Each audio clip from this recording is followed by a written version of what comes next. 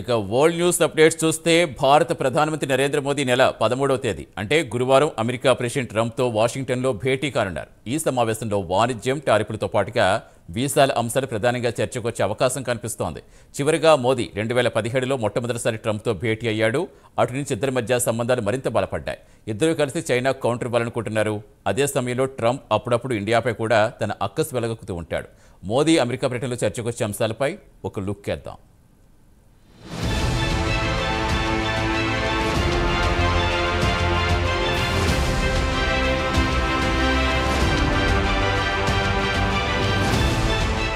భారత ప్రధానమంత్రి నరేంద్ర మోదీ ఈ వారంలో అమెరికాలో పర్యటించనున్నారు.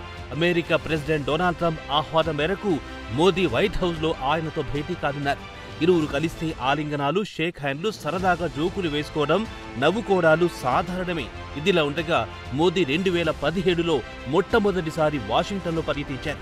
అట్నుంచి ఇరువురి మధ్య సంబంధాలు మరింత బలపడ్డాయి. ఇరువురు నాయకులు హ్యూస్టన్తో పాటు అహ్మదాబాద్ ర్యాలీలో పాల్గొన్నారు. కాగా ట్రంప్తో మోదీకి రోజురోజుకు సంబంధాలు బలపడ్డమే కాకుండా తగ్గుముఖం పట్టిన దాఖలాలు లేవు. ఇద్దరు నాయకులు కలిసి చైనాకు కౌంటర్ ఇవ్వాలనుకుంటారు. ఇరు దేశాల మధ్య సంబంధాలు మరింత బలపరుచుకోవాలని నిర్ణయించారు. అయితే ట్రంప్ ఇండియాను తరచూ విమర్శిస్తుంటారు. కానీ ఇక్కడ గమనించాల్సింది ఆయన ఎప్పుడు మోదీని ఉద్దేశించి వ్యక్తిగతంగా విమర్శలు గుప్పించలేదు. అయితే ట్రంప్ ఇండియాలను తరచూ విమర్శిస్తుంటారు. కానీ ఇక్కడ గమనించాల్సింది ఆయన ఎప్పుడు మోదీని ఉద్దేశించి వ్యక్తిగతంగా విమర్శలు గుప్పించలేదు.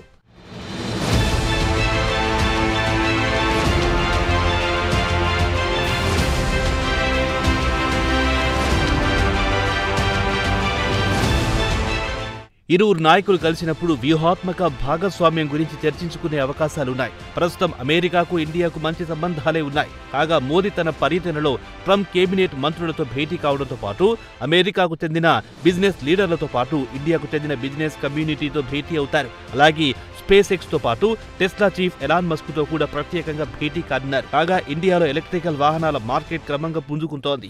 మస్క్ ఇండియాలో టెస్లా ఫ్యాక్టరీని ప్రారంభిస్తే సంతోషిస్తామని మోదీ చెప్పారు. మోదీతో చర్చల సందర్భంగా ట్రంప్ పలు డిమాండ్లు పెట్టే అవకాశాలు కనిపిస్తున్నాయి. అయితే ట్రంప్ మనస్తత్వం ఎలాంటిదో న్యూఢిల్లీకి బాగా తెలుసు. ప్రస్తుతం మోదీ టీంలో ఉన్న మంత్రులు చివరగా ట్రంప్ ప్రెసిడెంట్ గా ఉన్నప్పుడు కూడా ఉన్నవారే. కాబట్టి ట్రంప్ అడ్మినిస్ట్రేషన్ గురించి ఇండియాకు మంచి అవగాహన ఉంటుంది. ట్రంప్ మనస్తత్వం గురించి బాగా తెలిసిన ఇండియా ట్రంప్ ప్రెసిడెంట్ గా బాధ్యతలు స్వీకరించిన వెంటనే బహిరంగంగానే తారీఫ్ను తగ్గిస్తామని, అలాగే అమెరికాలో చట్ట వ్యతిరేకంగా ఉన్నవారిని తిరిగి మాతృ దేశానికి రప్పిస్తామని, అమెరికా చమురు కొనుగోలు చేస్తామని ట్రంప్ను మచ్చిక చేసుకోవడానికి ప్రయత్నించింది మోదీ టీం.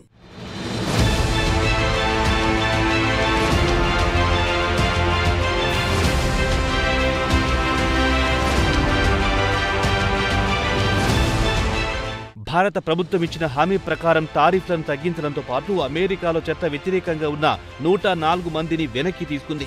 గత వారం అమెరికా మిలిటరీ విమానంలో 104 మందిని చేతులకు సంకెళ్లు, కాళ్లకు గొలుసులు వేసి అమృత్సర్లో దించేసి వెళ్లిన విషయం తెలిసిందే. కాగా వ్యూహాత్మకంగా మోదీ ముందస్తుగా తీసుకున్న పలు చర్యలతో ట్రంప్ కాస్త కూల్ అయ్యే అవకాశాలు కనిపిస్తున్నాయి. అలాగే డిమాండ్ల విషయంలో అంత పట్టుదలకు పోకపోవచ్చు. అయితే మోదీని ట్రంప్ టారిఫ్ను మరింత తగ్గించాలని కోరవచ్చు. ఇండియాలో అమెరికా వస్తువులు అమ్ముకోవడానికి అనుమతించాలని, దీని ద్వారా వాణిజ్య లోటు సమం చేయాలని పట్టుబట్టవచ్చు. ఇండియాతో అమెరికా వాణిజ్య లోటు సుమారు $46 బిలియన్ వరకు ఉంటోంది. దీంతో మోదీ ట్రంప్తో మరింత బలమైన సంబంధాల కోసం అమెరికా నుంచి దిగుమతయ్యే వస్తువులపై సుంకం తగ్గించవచ్చు. గతంలో జరిగిన ఓ సంఘటనను ఇక్కడ గుర్తు చేసుకోవాలి. అమెరికాకు చెందిన స్పోర్ట్స్ బైక్ హార్లీ డేవిడ్సన్ పై ఇండియా పెద్ద ఎత్తున సుంకం బాదడంతో బైక్ ధరలు ఖరీదైన వ్యవహారంగా మారిపోయాయి. దీనిపై ట్రంప్ మొదటిసారి అధికారంలో ఉన్నప్పుడు ఇదే మోదీపై నిప్పులు కురిపించారు. ఇండియా నుంచి వచ్చే దిగుమతులపై తాము పెద్దగా పన్ను విధించాం, అదే అమెరికా నుంచి దిగుమతి చేసుకునే బైక్లపై రెట్టింపు సుంకం ఎలా విధిస్తారని భారత ప్రభుత్వంపై మండిపడ్డ విషయం చాలా మందికి తెలిసే ఉంటుంది.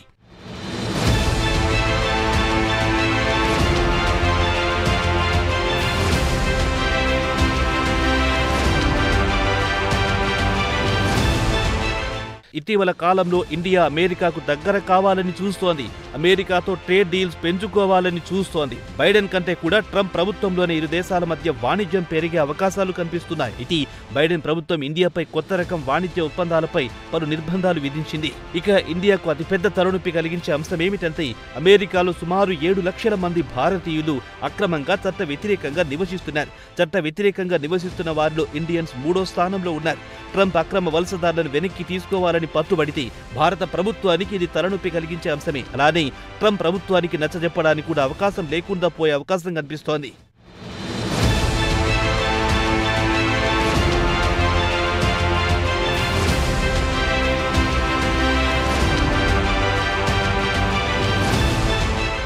గత వారం భారత విదేశాంగ మంత్రి ఎస్ జయశంకర్ భారత పార్లమెంట్లో మాట్లాడుతూ తమ ప్రభుత్వం అమెరికా ప్రభుత్వంతో మాట్లాడి భారత పౌరులను ఇండియాకు తరలించేటప్పుడు హుందాగా వ్యవహరించాలని కోరుతామన్నారు. అక్రమ భారత వలసదారుల చేతులకు బేడీలు, కాళ్లకు సంకెళ్లు వేసి అమృత్సర్లో దించడం పార్లమెంట్తో పాటు దేశంలో పెద్ద ఎత్తున దుమారం రేగిన విషయం తెలిసిందే. ఇక ట్రంప్ అమెరికా చమురు పెద్ద ఎత్తున కొనుగోలు చేయాలని ఇండియాపై ఒత్తిడి చేయొచ్చు. 2021లో ఇండియా అమెరికా నుంచి పెద్ద మొత్తంలో ముడి చమురు కొనుగోలు చేసింది. అయితే యుక్రెయిన్పై రష్యా యుద్ధం మొదలెట్టిన వెంటనే గ్లోబల్ ఆయిల్ మార్కెట్లో పెను మార్పులు చోటు చేసుకున్నాయి. ఇండియాకు రష్యా చౌక ధరకు చమురు సరఫరా చేస్తామని ఆఫర్ చేయడంతో ఇండియా రష్యా నుంచి పెద్ద మొత్తంలో చమురు కొనుగోలు చేస్తోంది. ప్రస్తుతం అమెరికా చమురు ధరను ఎంత నిర్ణయిస్తుందో, ఎంత చమురు ఇండియా కొనుగోలు చేయగలదో వేచి చూడాల్సిందే.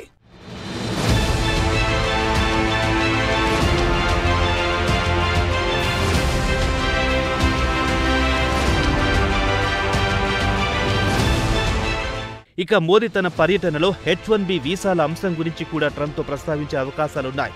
ట్రంప్ మద్దతుదారులు ఇండియన్స్ H1B వీసాలను దుర్వినియోగం చేస్తున్నారని ఇండియన్ టెక్ కంపెనీలను విమర్శిస్తున్నారు. H1B వీసాలను యథావిధిగా కొనసాగించాలని మోదీ కోరే అవకాశాలు కనిపిస్తున్నాయి. దీంతో పాటు ఇతర దేశాల అంశాలు కూడా ప్రస్తావనకు రావచ్చు. ప్రధానంగా ఇరాన్లోని చాబహార్ సిటీలో ఇండియా పెద్ద ఎత్తున పెట్టుబడులు పెట్టి ఓ పోర్టు నిర్మిస్తోంది. దీని ద్వారా central Asia via Iran, Afghanistan ద్వారా కనెక్టివిటీని బలోపేతం చేసుకోవాలని ఇండియా చూస్తోంది. అయితే ట్రంప్ ప్రభుత్వం ఇరాన్పై పెద్ద ఎత్తున ఆంక్షలు విధిస్తూ తీర్మానాలు చేసింది. దీనివల్ల ఇండియాకి ఎలాంటి ఇబ్బందులు తలెత్తుతాయో మోదీ ట్రంప్ ప్రభుత్వంతో మాట్లాడి మరింత స్పష్టత తీసుకోవాల్సి ఉంటుంది.